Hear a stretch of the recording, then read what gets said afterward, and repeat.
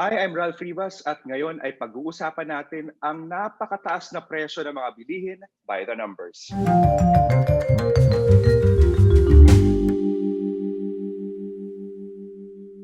Ngayon ay kasama natin ang dalawang profesor at mga guro dito sa UP Los Baños. Dito si Julieta de los Reyes at Henny Lapinia ng UP College of Economics and Management, Department of Agricultural and Applied Economics.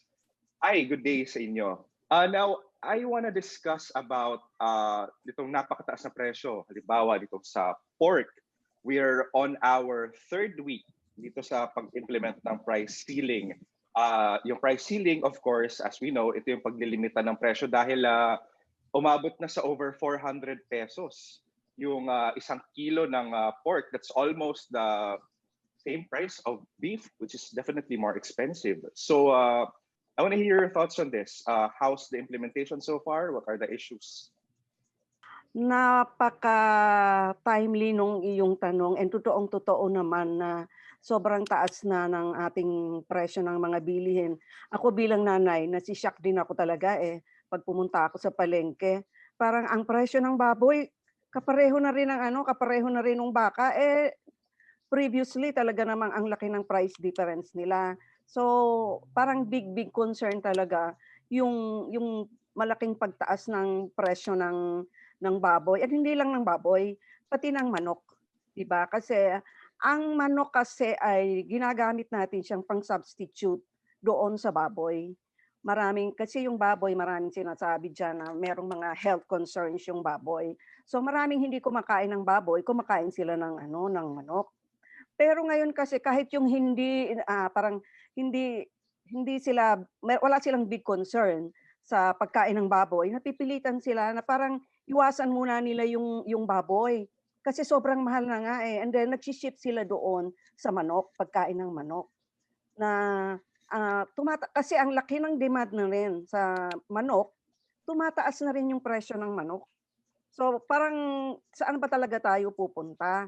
Doon yung baboy na inaayawan natin na sobrang mahal, yung manok na pinupuntahan sana natin kasi mura siya, tumataas na rin yung presyo. So, talagang ang mga consumers, yung mga nanay ng katulad ko, 'pag pumunta ako ng palengke parang noong araw ang aking pamalengke ganito lang, ang dami-dami kong napapamili. Ngayon talaga naso-shock ako, 'pag ito na yung pera ko? Ito na lang yung nabili niya, parang ang Mhm. gaan-gaan na niya. So yung gano'n, talagang kasi noong at the start of the pandemic, yung ASF nandiyan na rin siya, Nagpatong-patong ba, hindi naman natin talaga masisi wala naman tayong ma-pinpoint na may kasalanan sa lahat ng ito, 'di ba? Patong-patong talaga, So siguro yun na nga, pare-pareho naman tayong naghihirap. Mhm. Pero ang tingin ko diyan, mas nahihirapan yung mga talagang mahirap na, 'di ba? Talagang mahirap na kasi kung previously nakaka-afford sila kahit konting baboy, kahit konting manok, ngayon parang hirap na sila do'n. So, hindi sila nakakakain ng tama.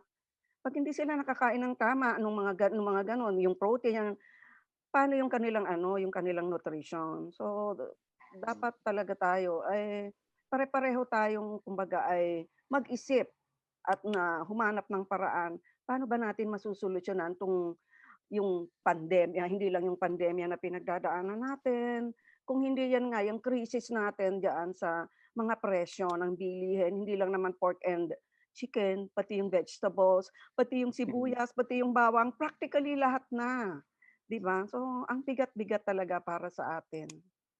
So, ma'am, President Duterte issued an executive order basically capping the prices.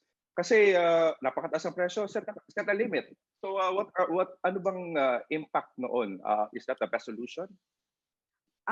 Kung nabasa niyo meron kaming paper na lumabas, tinawag nila yon na position paper ng aming department and practically parang, UPLB na rin.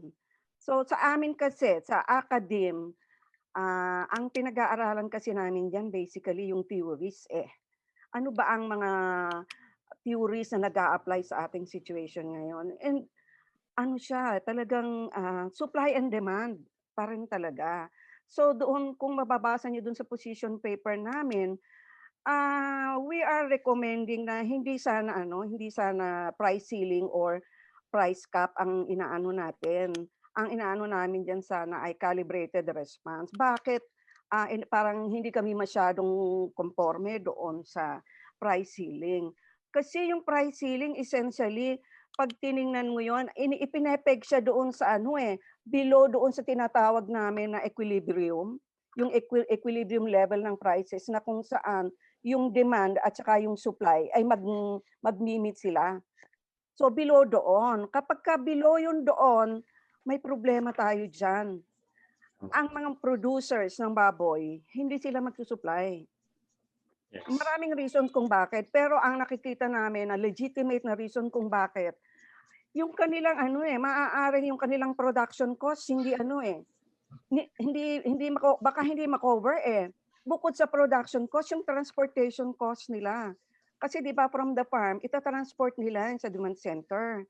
So paano na lang sila? So kung ikaw yung magbababoy, kung ikaw yung nag-aalaga ng baboy, kung hindi naman mare-recover or kung ang kita mo naman ay karampot, naghirap ka pa, kung ako yon hindi rin ako magsusupply ng baboy. Di ba? Titigilan ko na muna. Ang tawag namin doon ay cost minimization. So magmi-minimize muna ako ng cost kung ako yung kung ako yung nagpo-produce ng baboy, di ba? Ang cost kasi naman ang problema natin diyan kasi practically yung supply, di ba? Gusto ako kung let's say ipinake mo doon sa level na mababa.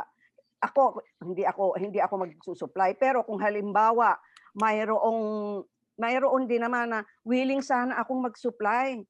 Pero natatakot ako sa ASF. Hindi kasi ako sigurado na kapag nag-alaga uli ako, inirisk ko yung aking natitirang capital, kumuha ako uli ng panibagong set ng mga biik. Hindi kasi naman ako sigurado na hindi na ako uli tatamaan ng ASF Di ba? So ang namin sana, let us ensure sana. Nandoon muna sana tayo sa siguraduhin natin na wala na yung babawasan or wala na yung threat ng ASF. And nakita naman natin, meron namang mga programa ang DA towards that, di ba? Meron silang Inspire, meron sila nung Babay ASF. So yun sana yung natin, pagtuunan natin. Wag lang muna sana yung price cap. Kasi yun na nga nangyari, nagkaroon tayo ng pork holiday. Di ba? Kasi yun yung talagang sa amin, sa academe, yung talaga yung ine-expect namin na mangyayari. And nangyari siya. Nangyari talaga siya sa market natin. Kasi hindi natin masisi yung supplier. Tama. Siguro may dagdag ko lang, Ma'am Yet and Ralph. Maganda ang intensyon ng DA na maglagay talaga. Gaya ng sabi ni Ma'am Yet, nung kinukwento niya bilang nanay, ang mahal ng bibilihin niya. No, sa panahon ng pandemic, ay talagang masakit na wala kang makitang ginagawa, no? Na para kang walang ginagawa, na tumataas ang presyo ng baboy, na napaka-parte na siya ng diet gaya na sabi ni Ma'am Yet. So sabi sa economics ko, may dadagdag ko lang, kasi itong pandemic may tinatawag na dalawa pandemic na ASF pa, no? So kumbaga ang effect mo ay dalawang shock. Meron kang demand shock, meron ka pang supply shock. No, economics, isa-isa po namin yan ina-analyze. Kung may supply shock ka, ibig sabihin noon, ang supply, so basic Econ 11, sabi mo Ralph, kumuha ka. So kung may supply and demand ka, ang supply ay upward sloping, pataas. Ang demand ay pababa. Pag supply shock, ang nangyayari sa supply curve mo, umaakyat siya pa taas, no? Supply shock. So nagiging kaunti ang supply. So syempre yung equilibrium price na sinabi ni Ma'am Yet ay mas mataas na kumpara sa dating presyo. Na ang sinasabi ng DA ay ipinepeg daw nila itong price cap ay ipinepeg nila dun sa dati namang bentahan na, no, na 300 yung 270 up to 300 daw. Kaso nga, meron kang supply shock. Ang ibig sabihin nun, ang problema talaga ay supply ng baboy dahil sa ASF. Yun talagang nangyari. Kaya talagang hindi mo maiwasan na medyo tataas ang presyo. Idagdag mo pa ang demand shock na sinabi nga na meron kang pandemya, maraming tao ang nawalan ng trabaho, di ang demand mo ganun din. So medyo tumataas talaga ang presyo. At hindi lamang yan dito sa Pilipinas napapansin. Actually, pag sinundan mo ang data ng FAO na nagmo-monitor ng world food prices, parang may uptrend ng prices sa pagkain globally. So nararamdaman din natin yan. At mamaya pupunta tayo sa imports pagka bakit imports at bakit may debate, pwede tayong magdagdag siguro ng kaunti doon. So yun lang madadagdag ko po doon sa mga sinabi. Okay, so very quickly, no, kasi may price ceiling na mechanism naman. Kailan may appropriate time ba na ginagawa ito, and how often should we implement this? So malinaw na you're against this now, but is there a moment or an instance na sa tingin nyo ay sapat lang na magkaroon ng price ceiling? Or in general, ano ba talaga? It's a no-no, or ano ba? Medyo mabigat yung tanong, ano. Kasi nga kami dito kami sa academe, ang lahat ng pag-iisip namin ay lagi nang binabalikan namin yung theory. Tama. Pag sa aming side, meron kaming tinatawag na information asymmetry. Meaning, hindi lahat alam namin. Diba? At yun ang isang masaklap na katotohanan, kasi kami ay nagre-rely lang kami doon sa mga data na nakukuha namin sa iba-ibang klaseng data sources, di ba? Wala kaming resources para pumunta kami sa field, para mangolekta kami ng first-hand information para galing sa kung kangi-kangino na mga stakeholders natin. Naiintindihan namin yung punto ng DA. Kasi ipit na ipit sila hindi lang between the producers and the consumers. Kasi naandyan yung yung pagka gumawa sila ng isang bagay na magpapabor sa producer, hindi naman din siya hindi siya magpapabor doon sa consumer. So pag tiningnan mo, talagang napakadami ng consumers relative to the producers, di ba? Pero ang napaka-critical ng role ng producers. Kasi sila talaga yung magsusupply. Ang kailangan natin ngayon is for these producers or for the supply sana para tumaas. And magiging napakalaki ng role ng mga producer. Ang producer, sabi nga natin, doon sa ating supply curve, nagre-respond siya sa mataas na presyo. Diba? Pag mataas ang presyo, magpo-produce more ang mga producers, magsusupply sila more in the market. Pero hindi kaya ng producer natin ngayon. Di ba? Because of ASF and yung pandemya talagang nakaka-contribute siya. Yung pwede sana tayong mag-import. Yun yung sinasabi. And doon sa isang doon sa mag-agree tayo, agree naman ang mga producers na mag-import tayo para lang kumbaga temporary solution siya na in the meantime matugunan muna yung shortage natin ng supply habang sila na mga producers ay grappling pa kung paano sila mag-a-adapt dito sa ating ASF na to. Pero hindi ganun kadali yon. Kahit na yung sinasabi natin na i-lower mo itanggalin mo yung minimum access volume, lakihan mo. Ibig sabihin, allowed ka na mag-import more. Pero meron tayong isang market player na napaka-importante, yung importers. Kahit na niluagan ng market dun sa minimum access volume na yon, ang importers, malaki din yung gastos nila.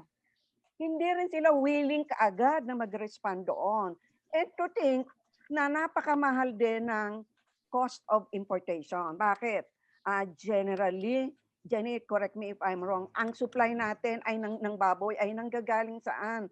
Sa Amerika at sa Canada. Gaanong kalaki yung transportation cost natin para makarating sa atin. So, yung mga importers, ganun din yung kanilang economic behavior. Kung hindi sila kikita ng sapat doon sa pag-i-import nila, why import? 'Di ba? Ganun 'yon. So, ganun talagang katindi yung hirap na pinagdadaanan ng DA ngayon. Kabila talaga yung yung hataw sa kanya, and napakahirap mag-balance. Bakit? Mayroon ngang information asymmetry. Kami nasasabi namin siguro ngayon na hindi muna yung price cap kasi wala naman kami doon sa field Hindi naman namin alam kung ano ang totoong magiging response ng mga importer. Pero ang DA, I am sure somehow alam nila yon. Na ano na nilang lahat yan, kumbaga ay na-explore na nilang lahat yan. Sino ba yung posible na magkakaroon tayo ng problema, sino yung posible na tutulong sa atin. Tama. So, ako personally, I cannot categorically say na wala talaga yung kahit kailan hindi yung price cap. Kaya doon sa paper namin, ang ano namin doon ay calibrated response eh.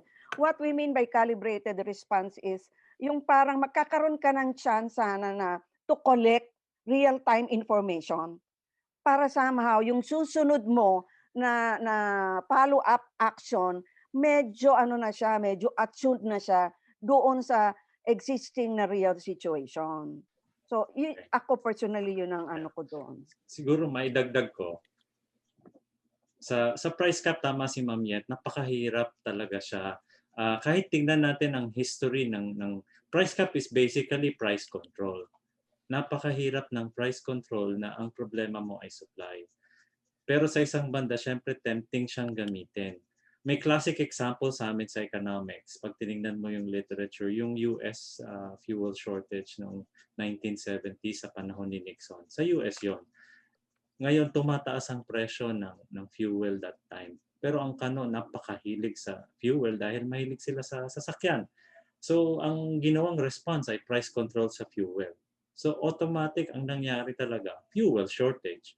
So, parang kumbaga, babalikan mo yung experience, talagang napakahirap. Kasi ang nangyayari talaga, magkakaroon ka ng shortage, pwede mong i-address na later on, kung wala talagang supply, magra-ration ka na. Pag nag-ration ka, magkakaroon ka ng black market. So marami siyang kadikit na consequences na ano. So isa 'yon. At napakahirap gamitin. Ginamit lang siya pag tinignan sa history nung panahon ng World War. Pero debatable siya. Psychological ang effect ng price control. Ibig sabihin, para sa mamamayan na ginagawa ng gobyerno na i-control ang ano. Pero dapat talagang short term. Pero ang hirap sabihin kung kailan ang short term. Kaya kung ako naman, gaya na sabi ni Ma'am Yan, ang may dadagdag ko lamang, wala namang masama na mag-price control. Kailangan niya ng gobyerno bilang parte ng kanyang, kumbaga, policy tools niya or options niya. Pero use it sparingly. Use it as a last resort after you have worked with ano. So, kasi maaaring sabihin ng DA, paano ang pagtaas ng mga presyo? Kailangan natin matugunan. So kung ganun at kailangan tugunan, babantayan mo naman ang presyo habang gawin yung mga sinabi ni Ma'am Yet na tulungan mo yung mga producers mo na sila ay makasagot. Kaya yung Babay ASF na sinabi, i-improve talaga yung quarantine protocols. Ayusin talaga. Work with technical people. So yung PLB, marami naman din tayong mahuhusay sa VetMed, no? Na maaaring tumulong at palagay ko ay tumutulong, no? Nagtutulungan din naman talaga. Kasi wala namang ibang para kundi magtulungan sa panahon na ito para matugunan yung problema at ano, kasi technical yun hindi kami makakasagot doon, yun ay technical experts. Paano ba natin masasagot ang ASF? Kasi yun talagang dapat masagot, no? Naalala ko yung FMD, nagre-research ako very quickly kasi nga bumalik na naman itong issue sa livestock. Yung FMD noong 1995 nung pumutok siya ay dahil sa takot sa yung mamamayan ang natakot. FMD is a foot and mouth. Foot and mouth disease. Natakot ang tao bumili, no? Ang difference ngayon sa panahon na ito, natatakot ang producer na mag-supply dahil dun sa takot sa ASF. Gaya sinabi na yun ni Ma'am Yan, natatakot ang producer kung maggagawa siya, baka siya tamaan ng ASF, luging-lugi siya. So baliktad nung panahon na yon, nung tinitingnan ko yung data and research available, no? Yung effect ng foot and mouth disease, halimbawa pagdating sa presyo, hindi mo naramdaman na tumaas ang presyo ng baboy nung panahon na iyon completely. Parang in fact, the opposite ang findings ng ibang research na tinitingnan ko. Imbis na tumaas ang presyo, bumaba ang presyo. Kasi hindi masyadong bumili ang mga tao. Si Ma'am Yat, pwede i-confirm yun. Pwede i-confirm siya. Mas alam din ni Ma'am Yat at meron siya sa ano. Okay. Susugan ko yung sinabi ni Jenny. Bakit hindi ganun yung effect? Iba yung effect doon sa FMD as opposed to ngayon. Kasi nga doon sa FMD, ang ayaw bumili ay ang consumers. 'Di ba? So, kung ayaw bumili ng Yeah, consumers, kasi ibig sabihin may oversupply tayo. 'Di ba? tsaka Kung yung may ASF oversupply, hindi naman bababa. hindi nakakaapekto sa tao din kasi. And that's Yes. pretty clear Yeah. sa Yeah. tao. Kaya Oo, ganun. oo. Tama. Yung ASF, iba. Iba siya. Even yung mga importers, natatakot din sila mag-import. Mahirap din sila mag-import kasi ang daming countries din na affected. Di ba, na ano lang naman natin, namana lang naman natin yung ASF na yan. Hindi naman talaga original sa atin yan. So, ang mabigat niyan, yung ASF, wala nga tayong vaccine for that. Wala tayong control for that. Kung hindi, ang ano lang is biosafety. Biosafety. Sabi nga noong ni Ma'am Twinkie, doon sa ano natin sa mag-agri tayo, ang mahal din. Ang mahal din ng mga gagamitin mo para ma-boost mo yung biosafety mo. And then, dahil lahat nga tumataas ang bilihin, pati yung feeds natin tumataas. So talagang, si farmer din kasi, ang dami ng kinakaharap niya na problema. Napakadami ng kanyang kinakaharap na problema. Unlike before, yung FMD, may ano tayo nun ang bilis na ano yun na nagawa ng paraan ng GA, ng ating technical experts yun. Pero ang ASF, hindi nga Wala kasi tayong vaccine for that. So napakabigat niya. Napakabigat niya na kalaban. Parang ano ba, kumbaga ang pandemya ng tao ay ang ating COVID-19, yun naman yung pandemya ng baboy, di ba? Yeah, tsaka idagdag ko na lang din, no? Kasi the Department of Agriculture has set aside quite a budget for loans para sa agriculture. Pero yun nga yung sinasabi din sa Senate hearing that was recently conducted, sino pang uutang because of the risk na parang what if magka-ASF ulit. So Right. So it's really a balancing act, no? So I wanna ask naman, since pinag-uusapan natin chicken and pork, would it help if we had more protein options? Like, I don't know, lumabas recently yung proposal to have more rabbits, and then we have goat, or other meat, halimbawa, kung plant-based na lang yung protein, we have soybeans and nuts maybe. So any thoughts on that? More protein sources. Can we shift immediately, or how soon can we shift pag mga ganun? Yun ang pinakatama. Yun yung pinakatama para marami tayong alternatives. Kasi pag marami kang alternatives, hindi ganun kalaki yung epekto doon sa good mismo Ang the case of rabbit, pwede naman siya, and meron nga akong alam, isang parang group of students dito sa UPLB, sa College of VetMed. Mayroon na sila, nagre-raise na sila ng rabbit. And parang ang alam ko, mayroon silang parang market na talaga. Meron silang market for around 200 rabbits yata kung every month, hindi ko alam, parang ganon. Kaya lang, hindi naman, yun na nga, hindi pa mainstream yung rabbit, di ba? And may ako personally, kwento ko sa inyo, kasi yung husband ko ay vet. Brad niya yung nag-ano nung rabbit. So, pinopromote nila yung rabbit. Ang una doon, parang before niya nakita yung kung paano ginagawa sa rabbit, willing siya. Meron kaming mini farm doon. So, willing siya na bibigyan siya nung brad niya nung mga breeder ba, magbi-breed siya, and then yung market niya, yung brad niya na din. So meron silang parang kapihan sa kanilang prat na nagaganon. So nagpunta doon, dinala sa amin na doon sa mini farm doon. Nakita niya kung paano papatayin si rabbit. Kung yung ganon, alam mo, bet na siya. Hindi daw niya natagalan, tumalikod daw siya. Kunyari, lumayo siya, kunyari, nagkukuha siya ng picture. Nakita niya kasi parang lumuluha si rabbit. So, pagdating niya dito sa akin, sabi niya sa akin, ayoko nang mag-venture doon sa rabbit. Hindi daw kaya ng dibdib niya. So, my husband is only one na may ganon. So, ang tanong ko, ilan ang mga tao na katulad niya? At ilan yung mga tao na merong tigas ng dibdib para maano yung ganon? So, hindi ko nakikita kung gano'n ang gano'n yung situation natin. Hindi ko nakikita na somehow mainstream ng kailangang level yung rabbit. Pero somehow meron. Kasi nga, parang meron na ngang nagbe-venture diyan. Gulay. Ayan, maganda yung gulay. Maganda yan, di ba? And yung advice ko, yung thesis advice ko, nag-aral siya ng indigenous vegetables.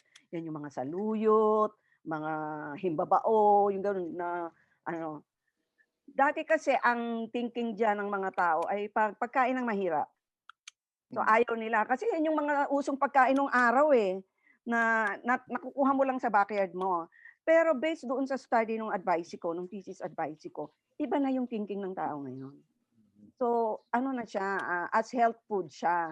So napakaganda na siguro let us capitalize on that, i-promote natin yung ating indigenous vegetables. And nandoon sa aming paper na sinabi namin doon na ano pa rin siya compatible siya doon sa ating protocol.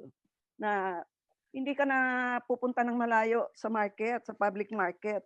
So yung danger na lalabas ka at makaka-acquire ka ng COVID is less. And bakit? Ginogrow lang siya sa backyard. Madali siyang mag-grow, madali siyang mabuhay sa backyard mo. So napaka-importante nun.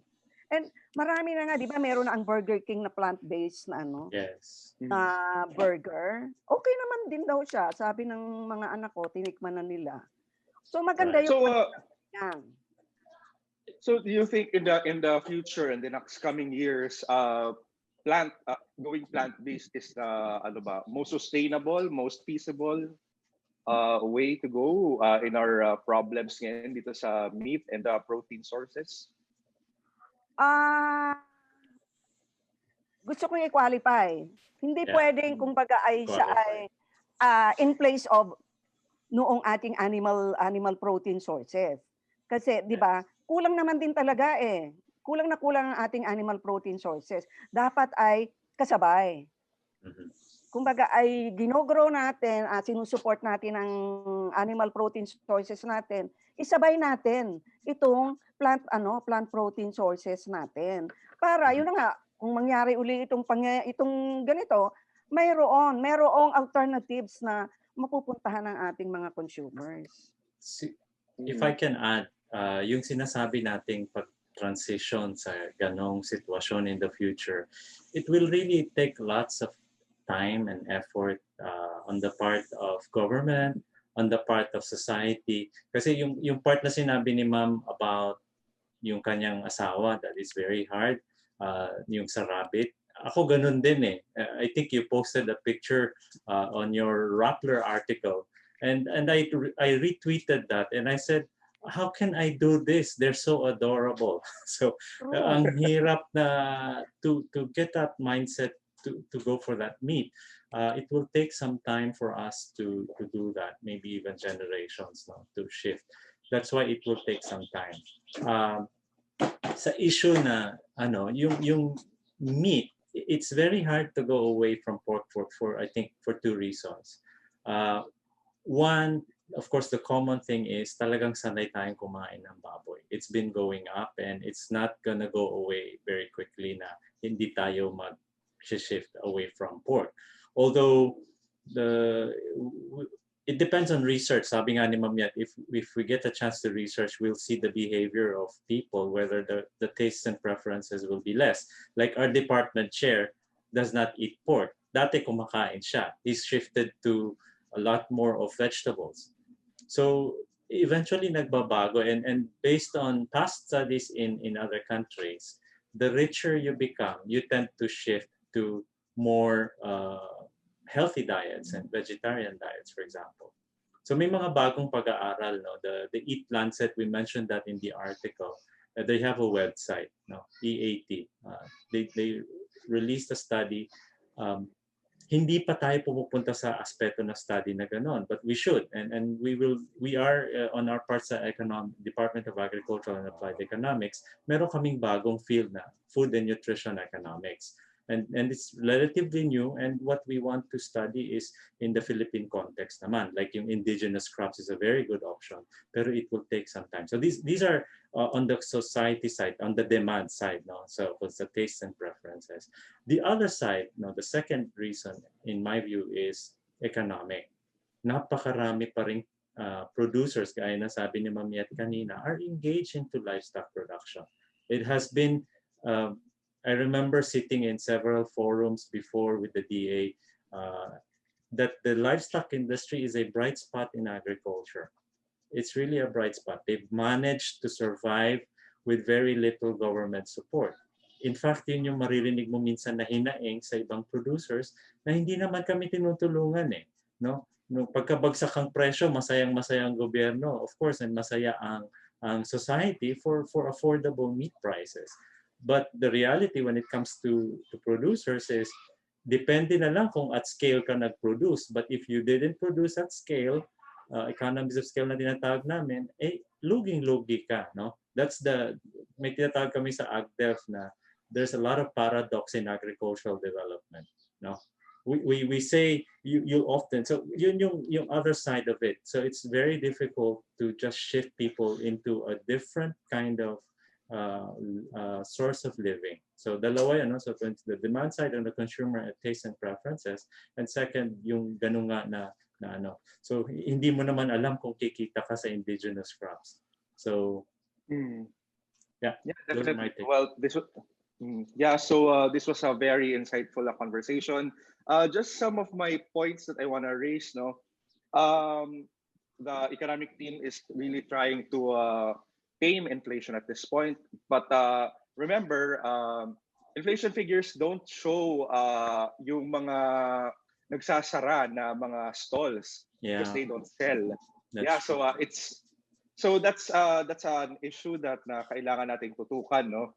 Kasi we've asked this a couple of times. Kasi the Department of Agriculture and Department of Trade and Industry, we're saying na nung nag-price monitor kami upon the week na nag-implement tayo ng price cap, it's they're within the price ceiling. They were able to meet. Yeah. But they didn't say kung ilan pa ba yung bukas na stalls at this point. At saka, syempre, may lumalabas din ng mga issue. Halimbawa, yung mga agricultural stakeholders, they were saying na frozen pork is being sold in the wet market, which is dangerous. Kasi ano yun, wala sa freezer. So these various issues na we need to kailangan natin tutukan. Tapos yung isa pa, yung imports, yung minimum access volume. I think the earliest would be the third week of March pa natin makikita. Because there was a news lately. Yeah, the tariff commission was saying they can't, when the Congress is in session, you cannot issue an executive order. Yeah, so so, pero the thing is, if I may add now, Ma'am Yet, when it comes to the price cap, I think in fairness, the DA already said they will review this. Even though the senator said it's under the water, it has to be reviewed. Why? There's also, you have to also look at the oil price hikes coming this week, right? So kung may oil price hike ka, we know for us in ag economics, we know that a lot of transportation, a lot of things that you do and not only in agriculture, may effect siya. So your price ceiling will no longer hold because they will say it's becoming more expensive. Mahal na nga din globally yung mga iba nilang inputs, no? like feeds, nagmamahal din. So your price ceiling becomes very difficult to sustain. You're constantly going to adjust that price ceiling just so that you could keep up with the changes happening in the economy right now. In fact, the producers, this is interesting, sa Senate hearing kahapon, there was one producer group saying, let the market work, whatever that price. In fact, they said, no, not let the market work. They said, adjust the price ceiling to 330 or 360. Kami na pong bahala kahit wala na pong transport subsidy. They're saying they will manage. But you see that 330, 360 is in a context of what they were discussing. Sorry, that was the discussion was just about this February, 2020 Senate hearing. The second one this February. I think they had one early February, and now about going into the second week of February 2021, they have this other hearing again. And they mentioned na, if you keep doing that, the context will change again. If you have oil price hikes coming this third week of February, then mag-iiba na naman yung price ceiling mo.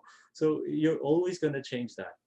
So, but obviously there is incentive for producers. Let them work with that incentive, but monitor it to make sure that you go after yung mga unscrupulous traders. Because it's also true, meron talagang nananamantala minsan. No, buying low from the farmers and selling high with that difference, meron talaga. So you should address that. So idagdag ko sa MAB, yung MAB na sinasabi niyo po, no, yung imports, hindi natin nabanggit na napakahirap din kasi mag-source ng imports ngayon kasi very thin yung world market mo. China is a huge consumer of pork. At least yung tiningnan mo yung report by the EU, the information they collect there, OECD data, the Organization of Economic, I forgot the exact meaning of the acronym, but they collect data on per capita consumption. Ang China is about 30. So 30 kilograms per year. That's big, no? Tayo, larang nasa 15 lang, 14 to 15. More than half. At tas ilang libo ang dami ng China. So you could see them gobbling up so much of that demand in the world market. Although the prices, if you search the pork prices in the world, hindi naman pataas, but it's not yet as high as alarming right now. But there is some trend going up na. So ang hirap din na umasa sa MAV completely and look at imports. Now, my issue with the tariffs, now sabi nyo, ibaba yung tariff, that's another issue. When it comes to tariffs, it's very difficult to remove everything right away. I guess that's our position. Ako yung personally, because economists will disagree on many things. So, and often we will also debate, even within our department, magde-debate kami on whether what's good or not. No, iba-iba kami ng position. My personal take on tariffs is that already your government is struggling with funds, right? So to me, why remove the tariffs? Work with those tariffs, use it, let the importers bring it in, no? Review your price ceiling, whether you should still continue that, and monitor. Let the maps, may agreement naman the producers already say that we cannot meet the supply or the production needed to meet the demand, no? So they agree that you could import, but they said, make sure na yung protocols ninyo that hindi tayo mapasok ng ASF, no? Because tama si Ma'am Yet, kanina pinapa-clarify, pinapa-confirm niya, yes, we source from Canada and US, they're still ASF free if you follow the reports from the World Organization for Animal Health. Medyo wala sila. But Europe is also a major source for pork for the country. It used to be a major source as well.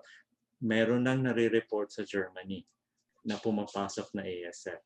So talagang, it's a crisis, but maybe it's also an opportunity to start thinking what we were discussing earlier. Start preparing for those things slowly na mga alternatives, no? Indigenous crops, for example. I saw in another newspaper, they were publishing about indigenous crops that was already researched. Maraming bagay na alam na tayo about agricultural development na research. It's there. We just have to start pulling it out and using it now. Yeah, so agriculture has been called many things. It's the bright spot and it's a laggard. So ang daming paradox, no? Paradox. You have both. You have both. Yeah. So definitely kailangan pa nating tutukan to. So thanks so much for your time, Ma'am Yet de los Reyes and Jenny Lapina of the UP College of Economics and Management, Department of Agricultural and Applied Economics. And I'm Ralph Rivas. Thanks for watching.